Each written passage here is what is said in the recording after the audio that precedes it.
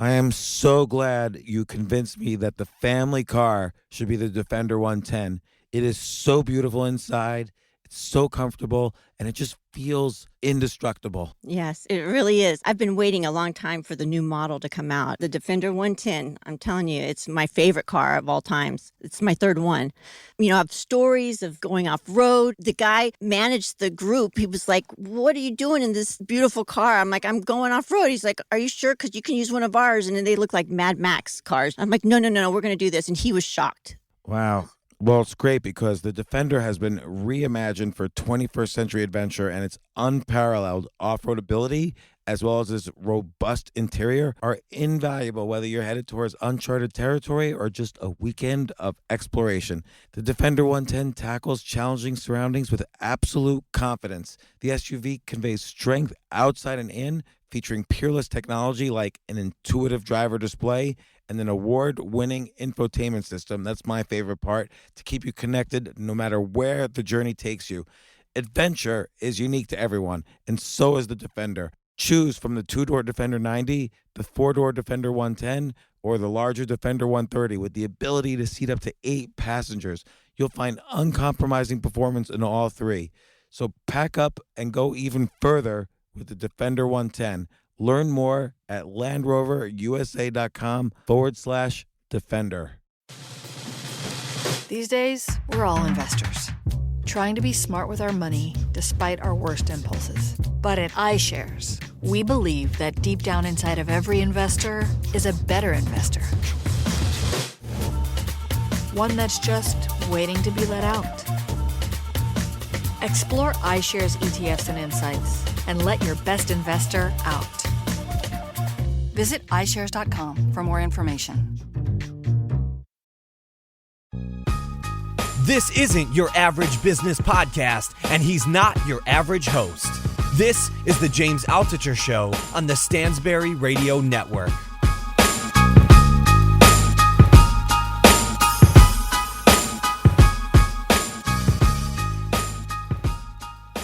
Okay, I got Tucker. Tucker, you're the first repeat guest I've ever had on. You were the first guest, and now you're the first repeat guest. Excellent. So, I'm very excited. It's a very special episode. You know how, like, whenever Beverly Hills 90210 had, like, a very special Thanksgiving episode, they would announce it all week. So this is a very special episode because I just want to describe for a second.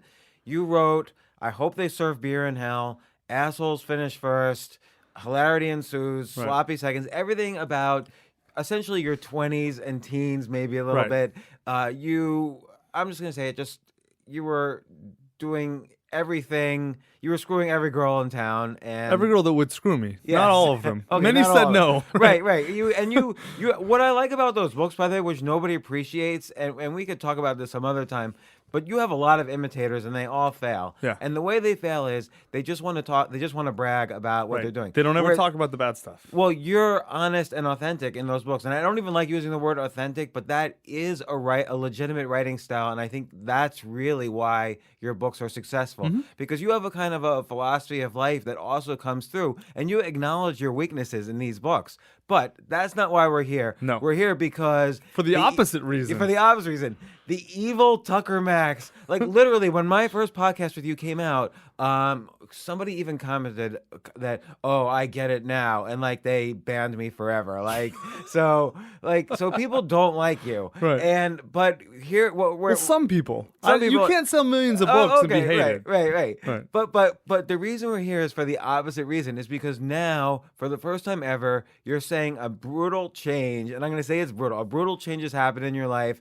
Tucker Max has become a father. Yes. So, well, it's even more than that. So I don't really talk a lot about my private or personal life. It's funny. People think my books only are... in your 4 books. Right. Well, no, but that's the funny 5 thing books. is even those books, I only talk about the things that are funny or crazy or ridiculous. 90% of my life doesn't go in those books, right? So for years, people would meet me and some dude would come up to me and he'd be like, "I don't understand why you aren't drunk laying under the table screaming curses at people." And I'm like, "Dude, it's 11 a.m. on a Tuesday in Whole Foods. Right. Like, what do you expect me to do?" So, "Well, you're Tucker Max. You should always be drunk." And so people have this image of me that I'm always the guy in my books, right? And that was never true. But now, like my last book, Hilarity Ensues and Sloppy Seconds came out together, and I kind of retired from Fratire at the end. And then everyone was like, well, what are you going to do next, et cetera. And I'd always talked about, I obviously want to meet a great girl, settle down, get married, have kids. And people would like look at me and laugh and whatever. And I couldn't understand. Because it's funny. Well, but only if you think you have to pick in your life between partying and having fun and having a family. Like they're mutually exclusive. I think they are mutually exclusive at the same time, but not over the course of a life. Right. You can do one and then go do the other. And to be fair, also, it's not just between partying and writing and then having a family. I mean, as we discussed in our last podcast, you've become a serious investor. I mean, I've we've co-invested in stuff together. Uh-huh. Like, you have a wide range. You're invested in like medical technology companies. Like, you have a wide range of business interests. So it's not about when was the last like Fratire piece you wrote? Oh man. Just leading up to my book. I mean, 2010, 2011. Okay. And the last thing I really did even like that was 2009, maybe 2010. But then you wrote some like serious stuff on the Huffington Post. Like you wrote about the publishing process, which we'll talk about in another podcast. Right.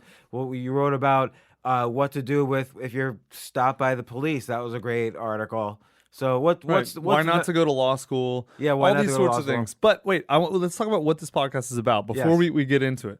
So basically, I never really wrote about my personal life or talked about it, and so I promised you, I don't know when it was, 6 months, a year ago, when my then girlfriend, now fiance, soon to be wife. Oh, congratulations! Yes, we'll talk about that in a minute. These things on the air.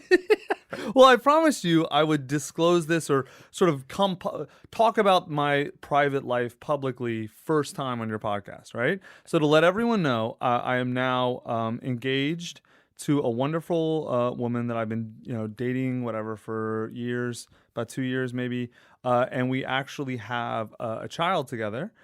He is now almost 4 months old. He's 4 months old, actually. His name is Bishop Max. And now, is that after a chess piece? Like, why Bishop? All right. So the name. You want to start with the name? Yeah. Okay. Just because it's actually I think it's a really cool name. Yes. Like he's gonna kick ass in school and stuff with that name, but it's an odd name. It is. So we wanted two things. We wanted a name that was very unique. Actually, three things. We wanted a name that was very unique. There's nothing worse than going to kindergarten and there's 8 kids with the same name, right? Jared. Right, exactly. And one of the things that's helped me in my life has no one's named Tucker Max. Still to this day, I am the only there are Max Tuckers, but there is no Tucker Max on Earth. I'm the only one, and that's really helped, right? So a unique name, but I didn't want it to be some ridiculous name, like word that doesn't exist, Jamiroquai, or I'm not making up some word for my son. Because that's a burden on him. I wanted it to be a word that people knew and people could pronounce, right? And no one is gonna really make fun of him with that name. Like, there's no. That's a badass name, yeah, Bishop Max. There's no derivative of that. That like I had the worst with my last name. I can't even repeat it on the air. Altucher. So, Oh yeah, of course. So there was those two, and then you could have had trouble with. Tucker Max. Fucker. I had a bunch, and it was funny. It was like I had a lot of problems with it as a kid, but then as I got older, people would they'd say my name, like a teacher or someone, Tucker Max, and they'd look at it. That's a fucking cool name, Tucker Max. Like it just sounds good. It rolls off the tongue. So that was the third thing I wanted with, or that Veronica and I wanted with Bishop, is we wanted a name that sounded really good. And that really was like, when you hear it, you're like, that could be like the hero in like a really cool adventure novel or something, right? Right. And Bishop Max is like, oh yeah, that's an action movie star name, like that's just, he's almost gonna have to be a little bit badass because people or a great chess player. Well, he could be. Although I feel like going into chess would be like, that's almost like being Michael Jordan's son and playing basketball. Right, it's like people are going to expect crazy things. If your name is Bishop and you're a chess player, people will be like, Right. But if you're almost anything else, it's like immediately badass. And the only two, and no one has this name, by the way. You can go on the Social Security database for the government and you can check first names for like 20 years back. Bishop's not in the top 1,000. Like never. Like no one uses this name. And there's only 2 real pop culture references for Bishop. There's you remember the movie Aliens? Yes. The android was Bishop, the guy who I saves did not them. remember that. I did not know that. Every white dude I tell Bishop, my age, is like, oh, Bishop from the Aliens. And every funny. black dude is the lead guy from Juice. The Tupac's character. Oh, his funny. name was Bishop, right? Which is actually, there's an NFL running back, Bishop Sankey. He's named after Tupac's character in Juice. And someone asked me that, and I was like, no, that's not actually what we named him after. But there's virtually no precedent in pop culture, or very small ones, for Bishop as a first name. for a guy. So it sounds like you did. I mean, I didn't do a lot of thinking into the names of my daughters. Maybe a lot of people do that, but it sounds like you did extra research into this name. We did a lot of thinking because my name, I think, has been a big part of my success. I feel like if my name was Jaime Goldstein, I don't think I would have become who I am. Not right? that you're anti-Semitic or anything. I'm Jewish. Well, to pick, I mean, any name. Like if my name was Taishi Coate or something, Right. would pick any, or even just an Anglo-Saxon name. If my name was, Frank Stinko, whatever. yeah. No one thinks Frank Stinko is a badass. Never, ever. Like you just, it doesn't matter what you do, right? There are certain names that create, I think a lot of names start, they are basically the first seed of the identity that the person becomes. And so I wanted to give my son the best shot at having whatever identity he wanted, and having a really strong name allows you to be strong and awesome and a badass. But then, if he's like a very sensitive, sort of different type of person, having a badass name won't necessarily hurt him. It just gives him all the possible options. So let's reel it back 1 second. When you first found out Veronica, your girlfriend, was pregnant, Right. what was your... And again, this is not an unusual situation in the sense that men and women women get Right. pregnant all the time. Yeah. But for you, it struck me as a surprise. So even though I know, and just pulling it back to the listeners, it's very important that everybody has opportunities to reinvent themselves, to change themselves. Life is all about reinvention. But I also was surprised when I found out you were going to have a kid. So I don't what see it was as a your first reinvention. reaction? I honestly didn't see it as a reinvention. I just saw it as a natural evolution. Like I always wanted kids. I didn't want them at 30, when I was sleeping with tons and tons of women, because that would have been a disaster. I would have been a terrible father, right? I wanted kids in a loving relationship with a great woman where we could raise them together and be great parents, right? So how did you know Veronica was going to be the great woman that you would have kids with? Well, so we had did been you dating. Did you plan this? No, sort of. It sort of, everything went backwards, right? So we've been dating. I met her. You want me the whole story how I met her and all that stuff? Sure. Well, I actually met her through CrossFit. My CrossFit coach is a woman. I've met her. She's really she's fit. Well, she went to the CrossFit Games, and she's like a competitor, and she's If she hit you, you would be in pain. Maybe she not could me. She could beat me. She would hurt you, but Yeah, she yeah. wouldn't hurt me. She's about my height. She's 6 feet tall. She played college basketball. She's an amazing athlete. And then also, obviously very sexy too, and attractive. And my CrossFit coach, who's a woman, trains with her. My CrossFit coach is like a really great CrossFit competitor too. And my CrossFit coach met me out. We went to some party, and I brought the girl I was seeing at the time. And my CrossFit coach, the girl went to the bathroom, and she came up to me and grabbed me, and she goes, "This girl's not good enough for you." I'm like, "What do you mean? That this girl's, she's very nice. She's very cute. I like her." She's like, "No, she's not good enough for you. I'm going to introduce you to my friend Veronica." She's and she looks at me and she goes, "Tucker," her name is Jen. Jen goes, "Tucker, I don't think you can handle Veronica." And I was like, "Oh, I want to meet the girl I can't handle." That's the girl, because either that means she's a crazy person, a lunatic, and I don't want to talk to her. Can't handle, if an insane asylum can't handle you, you're right. I can't handle you either, right? But if she's really No, but smart, clearly this was like a psychological trick, and Of course. and someone in a position of authority over you, like you trusted your Right. CrossFit coach. Uh-huh. So she's playing the game a little bit. a little bit, right? And so I was like, she's like, "I don't know if you can handle Veronica, but if you can, you guys are perfect for each other." And I was like, "All right," because she's like, she's 6 feet tall, she's blonde, she's beautiful, she's amazing at CrossFit, she's a nurse practitioner, she's really smart. Most guys are intimidated by her, and I'm like, "Oh, please introduce me to the girl that most dudes are intimidated by, because I'm not going to be intimidated by her. I'm going to interact with her like a normal person." And so it was funny. We met.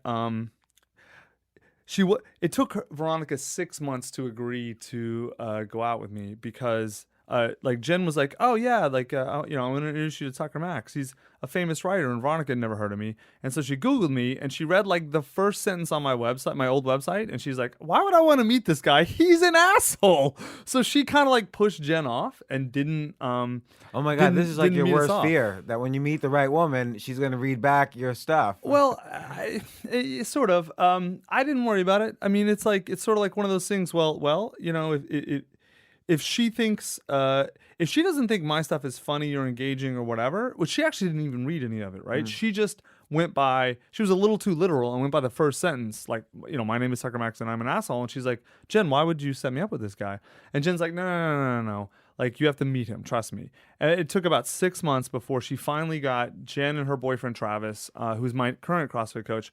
The four of us went out, and Veronica and I had a really good time, except Veronica kind of didn't like me because I kept asking her questions, like about her family or about her emotions or just really basic stuff, like you doing your podcast. Like, you kind of dig into the meat with people, and like you and like Andrew Warner and the really good interviewers really get to sort of the uncomfortable place for people, because that's where the best sort of content is, right?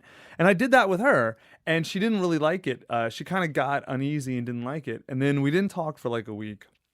Or we kind of talked a little bit, and then she agreed to go out on a second date with me. And during the second date, I wasn't sure if I liked her, and I wasn't sure she liked me. But there was a lot there, so I wanted to see. You can't always tell the second time. In the middle of our second date, she said something to me that blew me away. I've never heard a woman say. So I do this. I meet a woman I like. I want to find out who she is and what she is, right? So I done that with Veronica, and she got very uncomfortable, which is a super common thing because most people have. What was the question that got her uncomfortable? It wasn't one question. It was more like it wasn't judgmental. It was just a series of questions. Like, most people. So she thought you invaded like a boundary. No.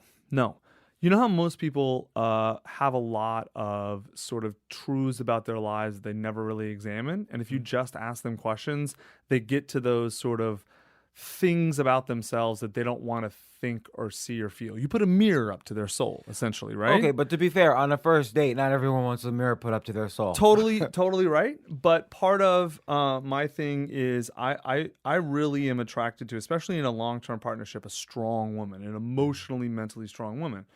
And so, like, I don't waste time figuring out if she's strong or not, right? And it was not, I got to emphasize, it's not like a judgmental thing. I wasn't like, oh, you need to be in therapy. It was more like, or your mom's crazy, or you're crazy. It wasn't like that. It was just asking questions. And then for her answers, it was obvious, like, she had some issues with her dad and her mom that she hadn't really examined, and some just low-level emotional stuff. Nothing big. I mean, she's the most stable woman I know.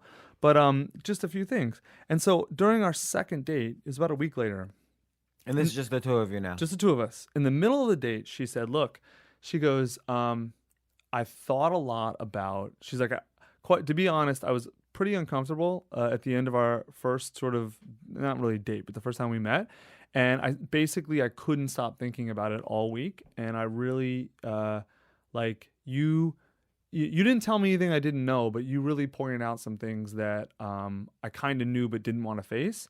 And I've decided that I'm going to start a little bit of therapy because I have a few things I need to work out. And I because of that conversation, they're now obvious to me, and I'm going to go work on them. And I looked at her, I was blown What was like away. An example thing? Like, So, not okay, to be personal on her life, but... So her dad died like 2 years before I met her, right? Her dad's dead. And she had some like residual issues with like that, right? Because her dad loved her very much and was really a great man, but he also had a lot of anger issues and was hard on her in a lot of ways, right? Sort of hard on her in the way that a loving sort of type A parent can be, right? And there were a lot of issues that like he hadn't really resolved all that stuff with her before he died, right? So there were some sort of threads there that were a little bit left. And her mom have some issues. Like, her mom's a very sweet, wonderful woman. And we're going to talk more about her mom later on in this podcast in relationship to Bishop, because she's now, I guess, my mother-in-law, or soon to be.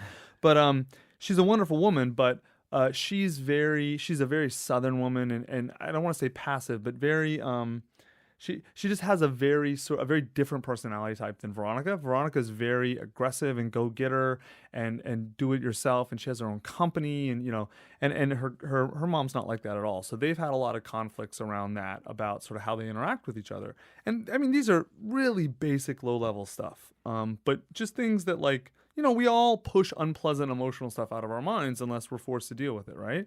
But the thing is, I do this to people I know you do the same thing. We do this to people all the time, and most people either ignore it or get upset or just turn away or don't do anything. I had never met a woman who, when I pointed these things, or not even pointing these out, I didn't even make judgmental calls. I just asked her questions. I had never met a woman who accepted saw it, recognized it, accepted it, and then decided she was going to change it. I was blown the fuck away at her intelligence, at her emotional strength, at her fortitude. The reality is, it took me 3 or 4 years probably to even make the decision to go into therapy for myself. This woman did it in a fucking week. That's crazy. That's insane. And it's not insane. That's amazing, is really what it is.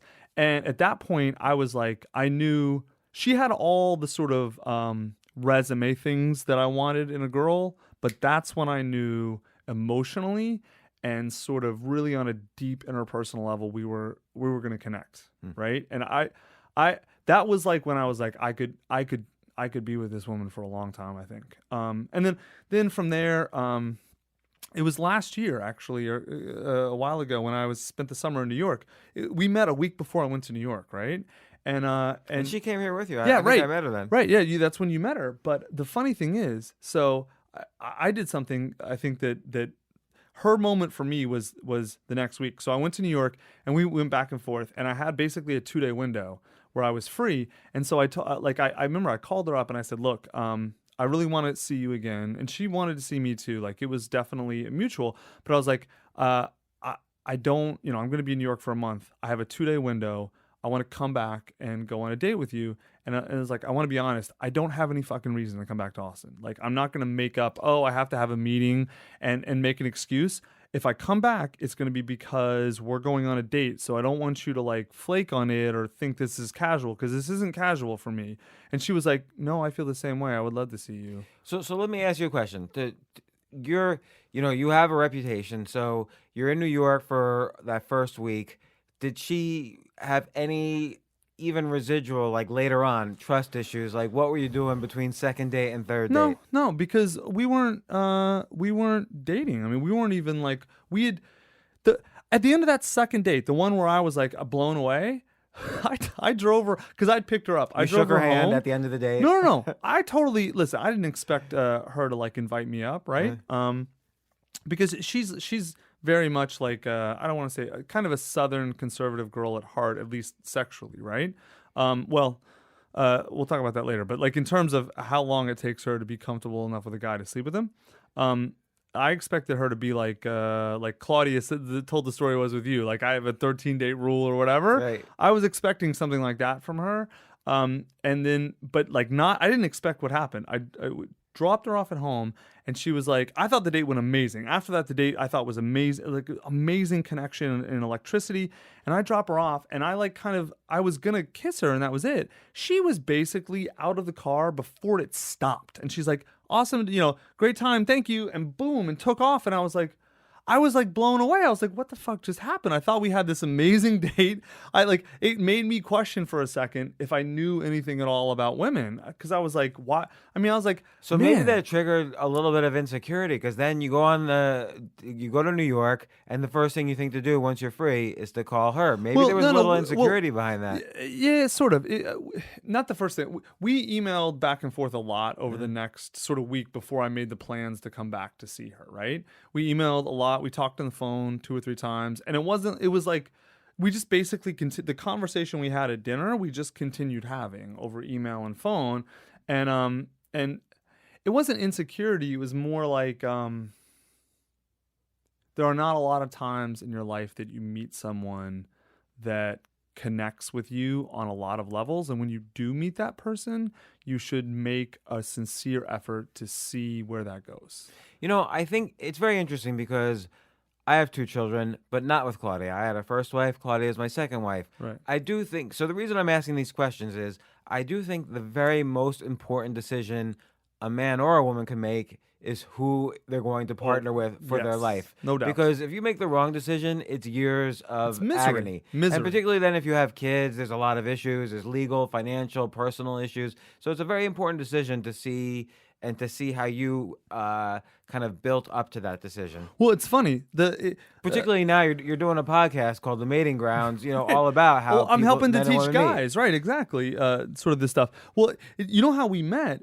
I started with a CrossFit coach, but you know how I even got to that point is maybe 6 months before that. I think I talked about in your last podcast. I go to psychoanalysis and 4 times a week, and I'm coming actually towards the end of it. It's going to take me about 4 years to kind of go through the process. I kind of expressed to my analyst, yeah, of course I want to meet a great girl and a partner and this and that. And she's like, well, describe who you want. And I kind of described her, and she goes, does that woman exist? I'm like, yes, I have met that woman, like married to other guys, or I met her when I was 24 and I was an But idiot then 24 or whatever. if I was the psychoanalyst there though, I would say, well, obviously you're always thinking about unavailable women. She did make that point a lot. Mm-hmm. So what she kind of helped me do was come up with a basic avatar, like what are the things that matter most in a woman, and what does this woman look like, not physically, but like what are the things she does, what is she into, and then basically, are you going to the places that woman is? Are you doing the things that she does, right? And it doesn't have to be everything, but like, where you overlap, right? And I cared a lot about health and fitness and eating right. So CrossFit was an obvious one. And before that, I was, I know how to work out, man. I go to the gym, do my own workout. CrossFit to me always seemed like people who kind of need motivation and don't know what to do and whatever. And it was funny. I joined CrossFit basically. I made one of my female friends join CrossFit because she lost a bunch of weight and met a bunch of people. She moved to Austin and needed to lose weight and meet people. And I was like, you have to do CrossFit. And it was working amazing for her. She met like her boyfriend through it, and she lost like 60 pounds and she looked amazing. And so it was funny. My analyst was like, wow, you have great advice for people that you don't follow. And I was like, fuck, all right, fine. So I joined CrossFit. 6 months later, my CrossFit coach, it took my CrossFit coach 6 months to get to know me well enough where she both felt comfortable with me and knew me well enough and liked me enough to introduce me to like a single friend of hers who she thought was like really high value. It didn't happen off the top, So let me kind of and again I like to sort of pull it to the listeners, like physically you were already in shape, but you decided to get into more shape. Like CrossFit is definitely an extreme. No, it didn't actually put me in really any better shape. It was more that I wanted to meet a certain type of woman. And the type of woman that I wanted to meet was not going to be a bodybuilder. No, well, of course not. But she was probably going to be in CrossFit. She cares about her health, cares about her body, probably eats paleo or something similar. And those people tend to do CrossFit. Now, look, I'm sure there's amazing women out there that don't do CrossFit. But like that's one of, I had a list of like 20 things that those women did either socially or workout or whatever. CrossFit was one of them, and it overlapped with me. So right. So, but it's not only the list of things about the women; it's also what you were doing. So, of course, this was when you were also beginning to emotionally work on yourself, as opposed to just kind of being in your 20s doing whatever. Exactly. And then obviously, you've always had your kind of creative muscles on fire. Like that's you had all these best-selling books. I wonder if there was anything else. Like, did you start following any kind of? I don't like to use the word religious, but was there anything you were doing kind of for the soul? Yeah, absolutely. So people think Buddhism is like a sort of a kooky religion, right? And it's not at all. Buddhism is sort of an ethical, moral process, and really a process that's designed for deep sort of spirituality. And spirituality, I'm sorry. Look, what Buddhism does is it teaches you how to deal with the pain of being alive. It's the greatest self-help program there is on earth. Right, because the first rule is everything's suffering. Right. That's the not the Dharma, but the Dhamma is that that's the sort of the unifying principle of Buddha. I'm probably getting a lot of this stuff wrong. So if you have like real Buddhists out there who are serious and been doing this for 30 years, please don't. I hope I'm not butchering it too much. But the point is, like, all life is suffering, and Buddhism helps you teaches you how to deal with the suffering, and the basic idea is the only way to deal with suffering is to go through, to embrace that it exists, understand it, go through it, because contentment and satisfaction and happiness are on the other side. Not, you can't turn away from suffering and be happy and content. You have to turn into it, right, and go through it. And he talks about the practice of that as opposed to talking about a god. Like, there's even a great book, Confessions of a Buddhist Atheist by Stephen Batchelor, which discusses, is Buddha an atheist? And the results are inconclusive, but he probably is. He probably never even thought about a god. Not that he was an atheist, because they didn't have that word then, but he probably just never thought about it. Right. And he also says something which I think is the strongest marketing message in history, which is, he said, look, it worked. Don't believe me. It worked. This is what works for me. Right. You can try it for yourself and see. So I think it's the strongest marketing message. So there are a lot of great books about Buddhism. The one that really connected with me was called The Trauma of Everyday Life by Dr. Mark Epstein. He is a psychoanalyst. Oh, yeah. He's and right a here Buddha. in the city. You should bring him on the podcast. He's amazing. I would, except I think my sister is a patient. Oh. So, Really? Are you serious? Yeah. And we don't speak right now, so yeah. it'd be almost a conflict. He's really brilliant. He has a lot of books. I think his best is The Trauma of Everyday Life, and the basic sort of point of the book is he kind of shows how the process the Buddha learned and went through, the process that became Buddhism is essentially a self-analysis, and he kind of explains how it works and why it works, and he really kind of analyzes what the Buddha did and how he went through it. It's really smart and walks you through it in a really brilliant way, and it makes Buddhism really simple. So I don't really consider myself a Buddhist, but I did start meditating about a year ago. And meditation is like, so especially right around combined the time with psychoanalysis. Right around the time you met Veronica, like, you kind of had all these A little bit before, yeah. So all these sort of four corners of your life that I call physical, emotional, mental, spiritual, were kind of coming together, and then, bam, abundance in areas of your life and relationship success. Yeah, because I created. Yes, I don't want to make this sound like this secret or some fucking nonsense like that. Like, I created the situation that led to me finding the things I wanted. You built the foundation, then you could build the house. Right, exactly. And the foundation. Look, you want to meet a great person, you need to first understand who that person is, like, at least in a general sense, right? And then, where is that person? Like, what do they do? How? Like, you have to put yourself around them, right? So I wasn't meeting great girls that I could have partnerships with, because I was still meeting girls the same way I had met girls for 15 years, which is basically some offshoot of hookup culture, either through my website or at bars or at parties or some way, shape, or form that involved alcohol or short-term sexual encounters, which are great. Like, there's nothing wrong with that lifestyle. I loved it for a long time, but the woman that I wanted to date and marry I was not going to meet in that situation. Even if I came across her at a bar, she wasn't going to talk to me and engage me as a serious partner, right? So I had to really kind of rethink what were the patterns in my life and what results were they producing, and I needed to dig deep and figure out, okay, I need to change the patterns. I want different results, so I need to change my actions and change my patterns, and I need to create patterns that will get me the results I want. And that's exactly what happened. Like, it is I did like 4 or 5 other things, or at least maybe 6 or 7 different whole lifestyle changes to meet Veronica. Only one of them led me to Veronica, but you never know which one it is. Right. It's and everyone's things are going to be different. The point is, and if it hadn't been Veronica, I'm sure I would have met someone else amazing. Like, the idea that there's one person for everyone is so fucking ludicrous and offensive. Right, there's and 6 billion people on the planet. There are not endless numbers. Somehow your soulmate lives in the same town. Right. It's so ridiculous and nonsense. There are not endless numbers, but there are at least some tangible number of people that you could very easily end up with and be very happy with. And I found, I don't think there are a lot for me because I have pretty exacting requirements and I'm kind of a weirdo, but I definitely found one of them, and I did it by changing my patterns and changing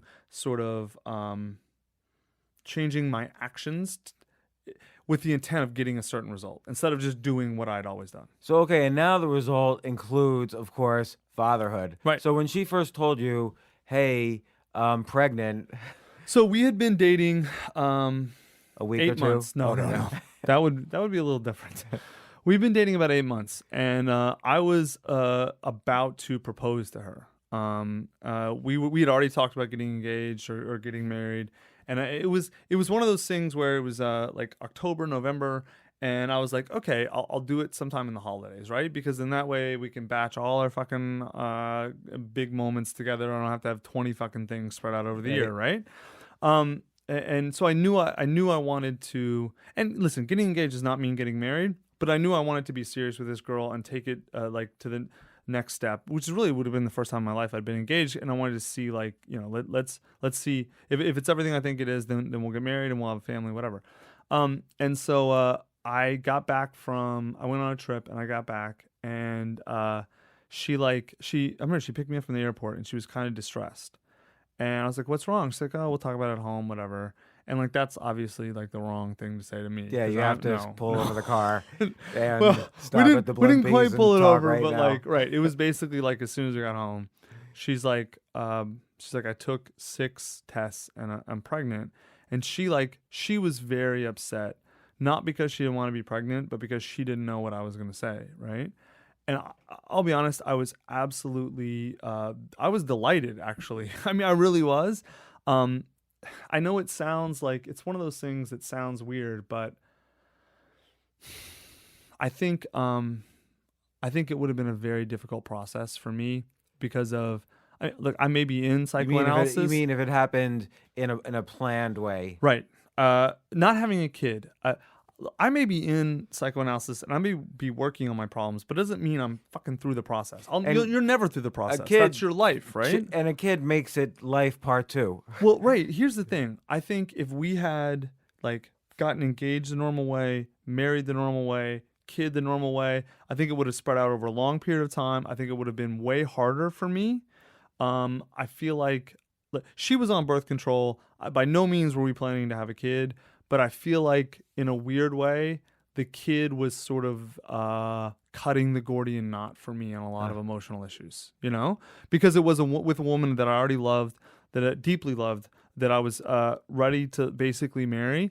And so it was like, oh, this is awesome. Now, in a weird way, it was almost like I don't have to go through all these really emotionally painful moments directly. I can deal with them indirectly. I can deal with them in a much slower, more processable way. I think there's a lot of things that would have been really, really hard for me that were made. They didn't go away. Problems don't go away, but they just become easier to deal with, right? And so I don't. It's not like we didn't have a bad relationship. We had an amazing relationship. So it's not like the kid saved the relationship. I think she actually was upset. She thought I was gonna like get upset and like want to leave her, etc. Because she's pro-choice, but she didn't want to have an abortion. So she's like, I could never abort a child, and so like in her mind, she knew she was always gonna have it, and she was thinking, I don't know what he's going to say. I might have to raise this alone. And I was like, how could you think that? Like, I would never in a million years do that, especially to her. I mean, like, I wouldn't do that to anybody. Like, maybe it doesn't necessarily mean, I have to marry a girl, right? But for her, I was like, oh, honey. And I was like kind of happy, I mean, there were things to work out. It wasn't like, sunshine and kittens immediately, but I was pretty happy. And so, yeah, we decided to actually put off the engagement, have the kid first, and then get engaged after. Even though, look, that's a little bit ridiculous, and it's a little bit of like no, because a pregnancy is like a full-time job. It is, and it needs help. I've never been through a pregnancy, neither has she. So like, we wanted to focus on that and not like all the mess that comes with getting engaged and getting married. I will tell you, like when my first wife told me she was pregnant, the first thing I thought was not delight. I didn't want to have kids at all. I really hated the thought of having kids. I thought, okay, in 9 months, a new U.S. citizen is going to be moving into my house. He or she is citizen. You're such a weirdo. he or she is going to be 1 foot tall and not speak English, and is going to shit on the floor, and is going to want to sleep in the bed with my wife and me. what am I gonna do about this? Like, can I get out of it anyway? Like, I was scared to death, and I didn't want it. But now, of course, I'm infinitely grateful. She's 15 years old, and now she's a teenager, which is much worse. But I was scared. Like I was gonna have to issue a passport to someone. I like how in your mind it was just gonna emerge like a citizen talking already. Yeah, a new like, roommate. All right, come on, Dad, give me some eggs. No, that's the thing. She was only gonna cry. She wasn't gonna speak English, and I was gonna have to like hand feed this stranger in my house. Like, who is this person? Now, of course, and then then you're fooled into thinking, oh, I unconditionally love this person. But then you realize there's actually a lot of conditions. Like, it's scary. Well, yes. So, should we get into fatherhood now? Yeah, let's get into fatherhood. Okay, all right. So Bishop's born back home. Right. Well, so to fast forward real quick. How was the pregnancy? All healthy, safe? Well, she's like, she is like so fucking healthy. She eats like paleo. She's in incredible shape. We did a home birth, like midwives, everything smooth as silk. Birth was great. She had almost no problems in the pregnancy. He came out super healthy. Everything's fantastic, right? And so at this point, this is July 30th was his birthday actually, and at that point, it's funny. He was born. I can tell you the exact time he was born, for two reasons. One, because I'm a father, I should remember it. But it was 5:46 in the morning, and you're a rap fan. 5:46 in the morning is from a lyric from a super famous rap song from Notorious B.I.G. Who the fuck is this paging me at 5:46 in the morning? Going to crack of California, dawning? yeah. Exactly. So no, it's not Cali. It's a whole nother song. But like, so it was so funny. He was born at 5:46. It was funny. The midwife called it out, and I was like, wow, that's Notorious B.I.G. It was like one of those weird things where it's like you shouldn't be talking about some dead rapper when your kid's born, but that's what I thought about. And so, right, you had this idea in your head when, at least I did, when a kid's born, like your idea of a baby, at least as an adult who hasn't spent a lot of time around sort of like infants, my idea of an infant is a 6-month-old, right? Something that like can not really talking necessarily, but can reacts to you and coos. Yeah, their eyes focus. Right, their eyes focus. They're like, oh, they smile at you. They're sort of interactive, like puppies almost, right? Like, babies are nothing like that. No. They're basically sociopathic locusts. And you can kill them. Like you can By roll, accident, you obviously. can roll over and they're dead. Dude, when I say sociopathic locust, I mean this almost literally. Like, think about what a locust does, right? It eats incessantly. Babies have to eat like 15 times a day. It basically lives on the breast for the first 3 months. Well, now breastfeeding for the man, breastfeeding is critical because you don't want to be involved in the feeding. No. So you want the woman to breastfeed. No, so of course. And I'm not being sexist, but I'm being. That's way healthier. Yeah. All the empirical data is clear as day. If you can breastfeed, do breastfeed. If you can't, it's not the end of the world, obviously, but it's better for almost every single aspect of the baby's health if you can breastfeed. So I was reading about this in Dave Asprey's upcoming book. Actually, Right. The lauric acid in the breast milk has a lot of the same thing that's in coconut oil. Tons of fat. Which you look at every population on Earth that lives to like over 100, they all have like coconut oil all over the place. Yep. Yeah. No, seriously, it's true. So they're eating all the time like a locust, incessant, right? They shit everywhere. You don't understand how much a baby shits until you're on like the 12th or 15th diaper, and it's like 6 o'clock in the afternoon. You're like, what the fuck is going on? It's basically a machine that just puts breast milk in one end and shit out the other. It does not interact with you at all. Like, it's like locusts don't interact. They do their thing, right? And it has one way of communicating. So basically, you're saying babies are mean. No, but they're not mean though. There's no intent. Right. Okay. There's no malicious intent. They only have one way to communicate, right? And it's like they basically have two states. They're either content or they're fucking nuclear. The baby's weapon is the piercing, shrill baby cry, which is undefeatable weapon. You cannot. That noise is literally biologically designed to get a fucking reaction out of you. Right. So I'll tell you That's how they survived. That's how the next generation left. Oh, dude, it's absolutely. Totally evolutionary. Of course, it makes total sense evolutionary, but it still drives you fucking crazy. Right. When that thing is crying and it won't stop crying and you can't figure out why it's crying because it can't talk to you. It's a baby, right? Yeah. And you're like, you feel so hopeless and helpless. It's like, and then they sleep. That's all they do. Those 4 things, and no one tells you this. And when I say sociopaths, it's like they don't. If you understand child development, you understand that like kids, basically for the first 2 months, give or take, they don't even have an external reality. They can't see. They think they're the mother. Right. No, they think that they basically just wish for something in a way, or they demand it sort of in their own sort of neurological unconscious way, and it shows up. Yeah, I'm hungry, titty milk, like I shit myself, I'm clean, like I'm tired, I go to sleep. Like it's a very simple existence for them, and it's like they're like these little narcissists that think that everything in the world exists for them because they're babies. They don't know any. I mean, that's the way that they are. Well, right? it's because they're babies, but also that lasts until about the age of 18. So well, it's different though. When they're older, you can speak to them, and Right. everything changes, right? But as a baby, they basically go utterly nuclear unless all their needs are met, and it's like you can't even. Dude, one of the first stages in infant development is called object relations. It's the idea, in about 3 months, infants start to understand shit exists outside of them. And they kind of really start to learn it really more towards 6 months. So think about that for a minute. The entire existence of the baby for the first, 3 to 6 months, it doesn't even realize there's an external universe. So that is the ultimate sociopath or narcissist, Right. sort of, for the baby. So you know what's the interesting thing? All these things you're saying, I've read about, but in the past year, okay? And I have a 15 and a 12-year-old. You have like a 4-month-old, and you've read about it. So you intensely study. dude. It's like you're a biohacker of the environment around you. You study what's happening to you. I was like in avoidance of what was happening to No, me. because I would go for like a haircut, and then I would just go across the street and read comic books for 2 hours. And like she would say, "Where were you?" There was a line at the barbershop. Like I couldn't get home. I don't know what to do, and I feel bad about it. I regret it, but it happened. well, there was no way. You didn't have any way to deal with it. I had no way to deal with it. Your way of dealing is avoidance. My way of dealing is learning. Because, like, in my mind, that's why I have 3,000 books in my apartment, whatever. In my mind, there's always an explanation, and if I can figure it out, then maybe I can, like, sort of work through it and solve the problem. Maybe, maybe not, right?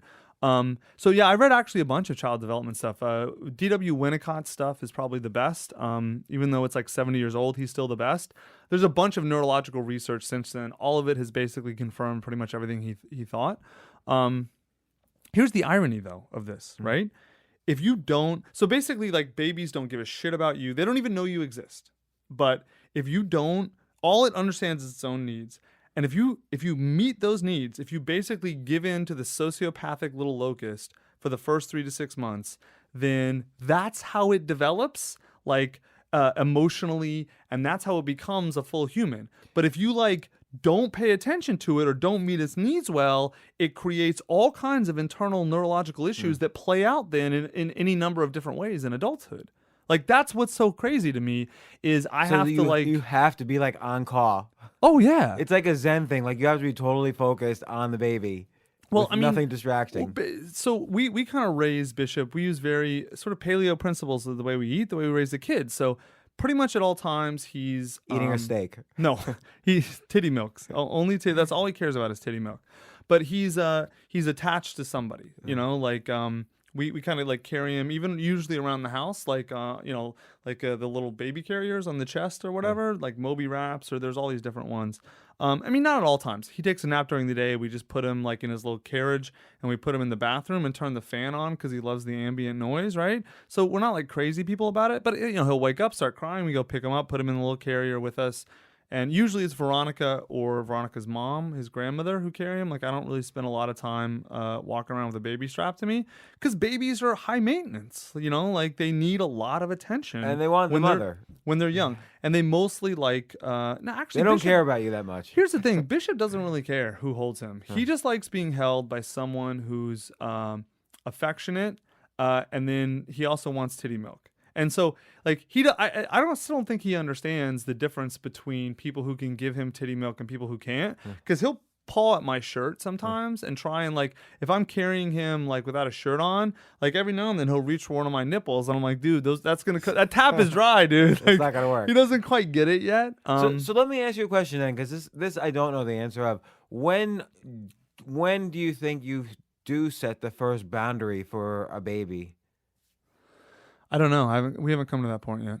So I don't know. So right now it's just all like, I want, you give. Yeah. I mean, it is absolutely, utterly crucial for the first, I think, at least 6 months of the baby.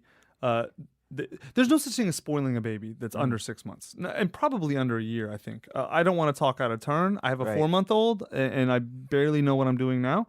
But there is absolutely no such thing as spoiling them. There's all these weird. I didn't really even have. I should have anticipated, but there's a huge body of literature about raising children, and there's a bunch of different camps, right? I said like having, and what to do in birth, how to raise the kid, what to eat. There's like all these different theories, and most of them are total fucking nonsense bullshit. Like what's a nonsense? Well, the big nonsense one, it sounds like, is the one where you let the baby scream until it gets quiet. The idea that you let a baby cry itself out is so fucking insane and ridiculous. You are flooding that baby's brain is flooding with all kinds of toxic chemicals, and you are literally a lot of cortisol, tons, and like lots of other shit, and the baby's brain is essentially neurologically rewiring to be very sensitive to stress, to be essentially an anxious fucking mess its whole life, right? It is one of the worst things you can do. And that doesn't mean that you have to dote over your child 24/7 and if it cries for like more than 3 seconds, you've ruined it. Of course not. I'm talking about people who like, oh yeah, just put the baby should, sleeps in a different room and it cries itself to sleep. Are you kidding? That's fucking nuts. Like clear as day. Evidence is clear as day. Neurological evidence that is awful. Like, and some people think this is amazing, right? Dude, I mean, the idea that there's a huge debate between midwives and home births, like a home birth with a midwife and a hospital birth. I mean, I don't have a dog in this fight. I don't give a shit, right? I looked at the evidence and I looked at both sides, and it was clear as day to me that home births are 100 times better in every way. They're cheaper, they're better for the mom.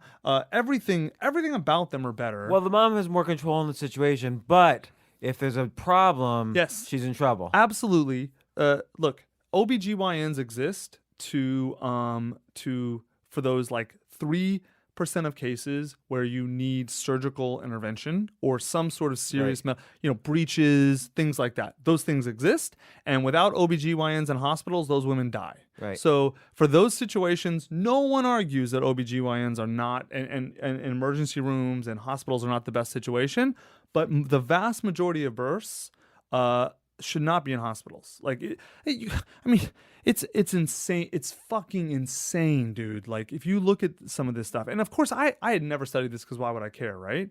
And so, we ended up doing a home birth and basic things. I mean, breastfeeding seems really basic. I understand some women can't for various reasons, whatever, medical, but like some people seem to think breastfeeding is not good for the infant. I'm like, are you a crazy person? Like, what do you understand about biology or anything about the world to think that, right?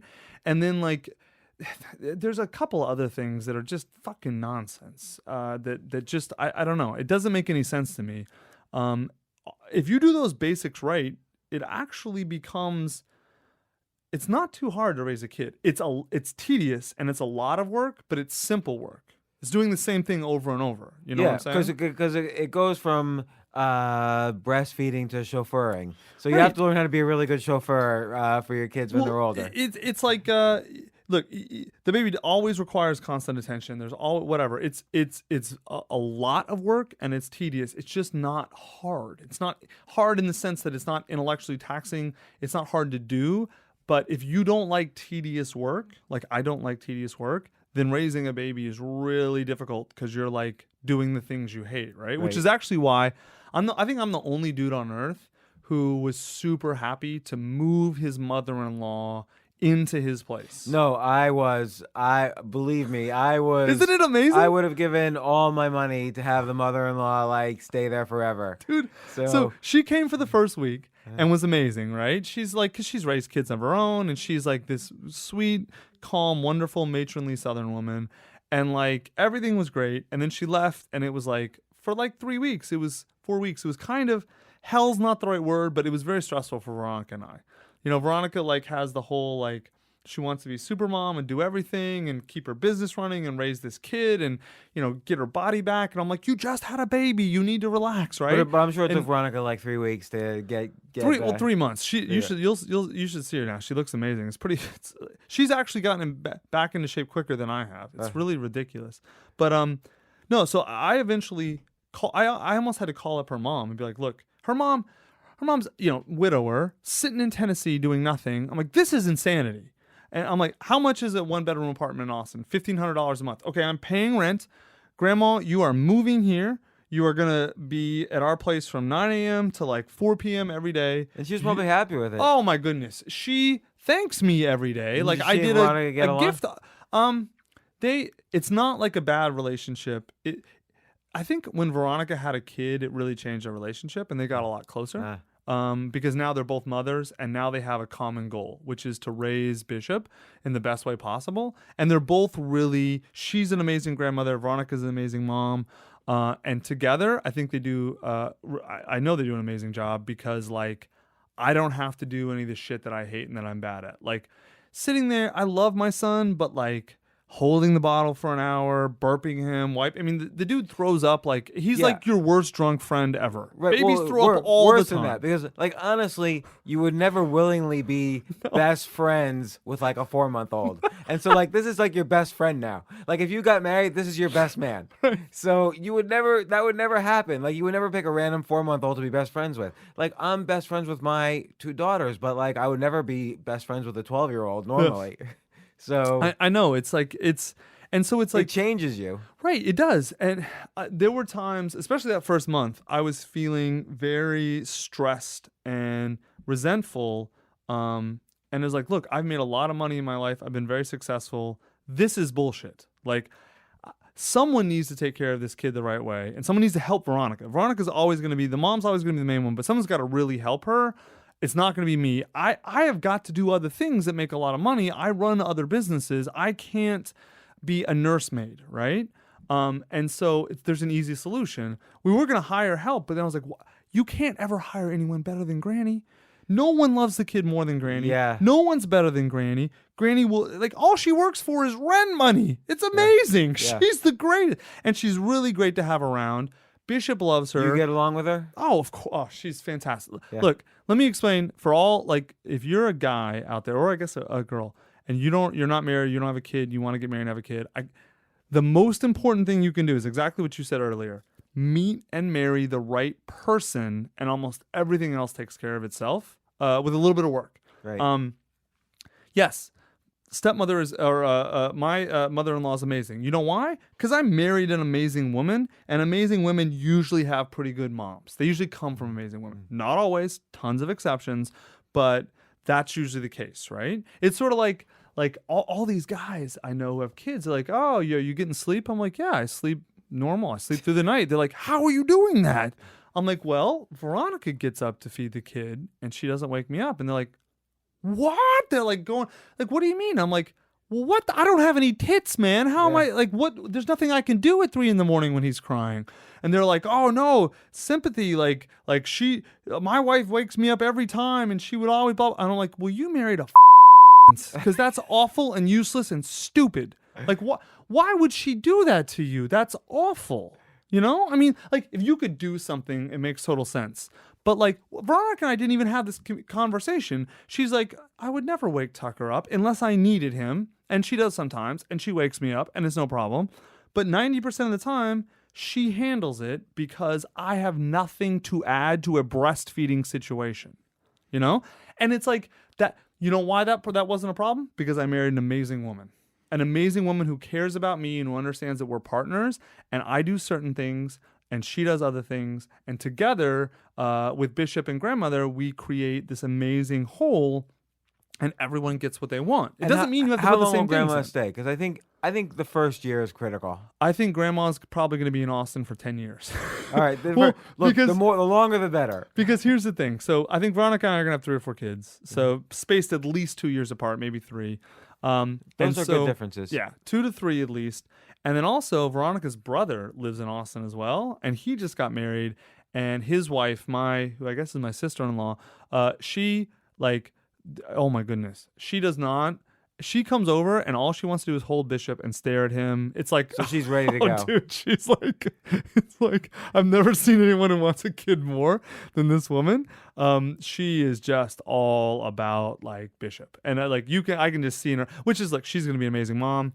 Jonathan, who's her brother's gonna be an amazing dad. So I think probably Granny's gonna have like anywhere from 3 to 6 grandkids over the next 10 years. She's gonna be in heaven. She's just gonna live in Austin and take care of her grandkids. And it's going to be like the most amazing situation. And it helps everybody. The grandkids are better off because you have multiple adult members around who are raising them. Parents are better off because work is split among a lot of people.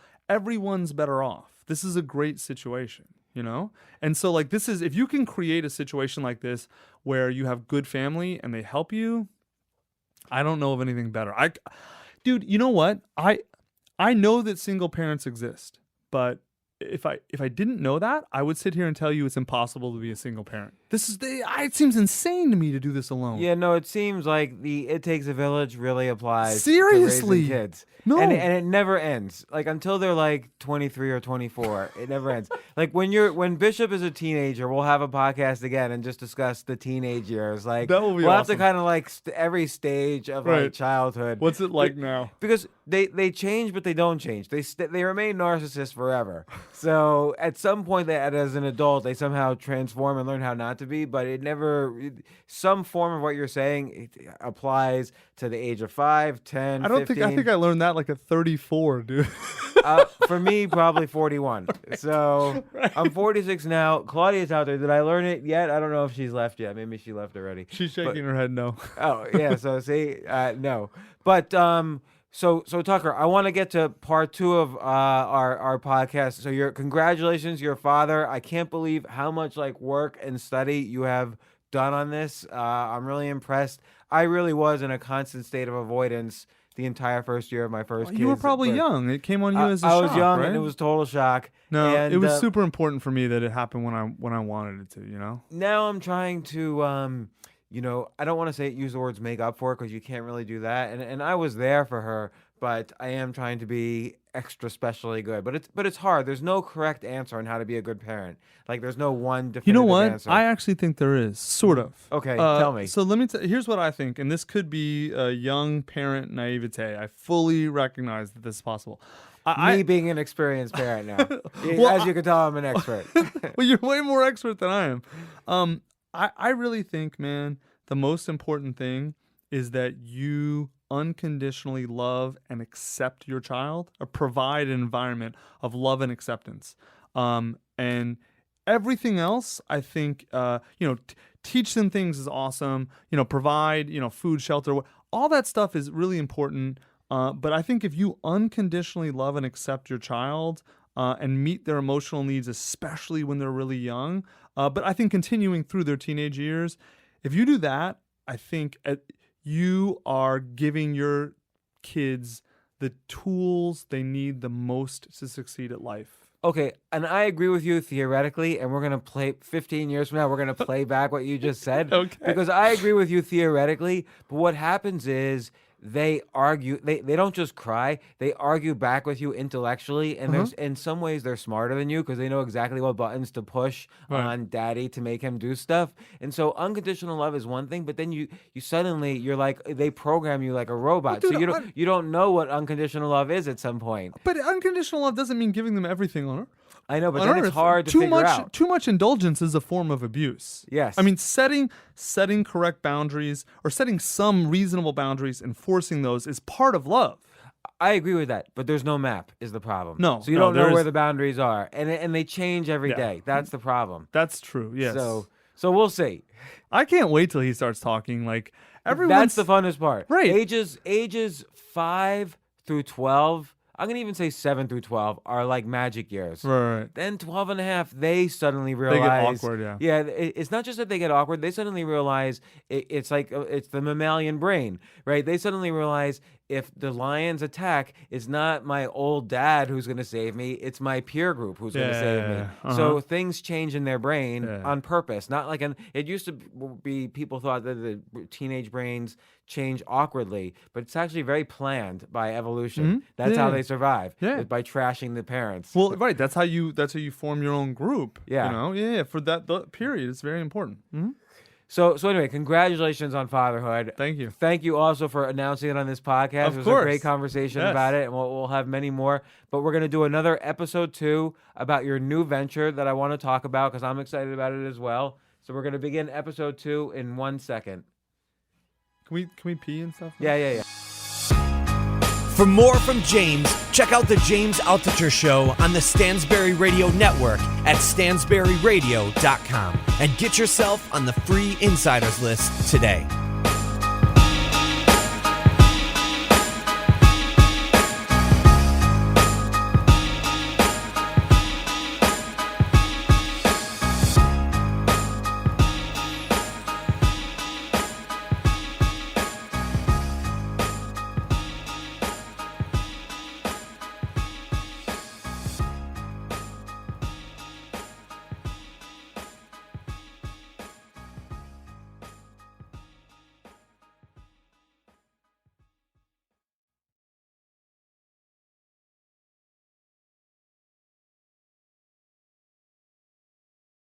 If you've ever dared to write your own story, listen to this one. Listen to how a girl named Emily pursued a career in STEM when it stood for sorry that everyone's male. Listen to how she believed more, achieved more, because she was willing to hacer more. If I tell you that you can do what Emily did, listen, but know that you can do even more. Go further by becoming a McDonald's Hacer National Scholarship winner just like Emily.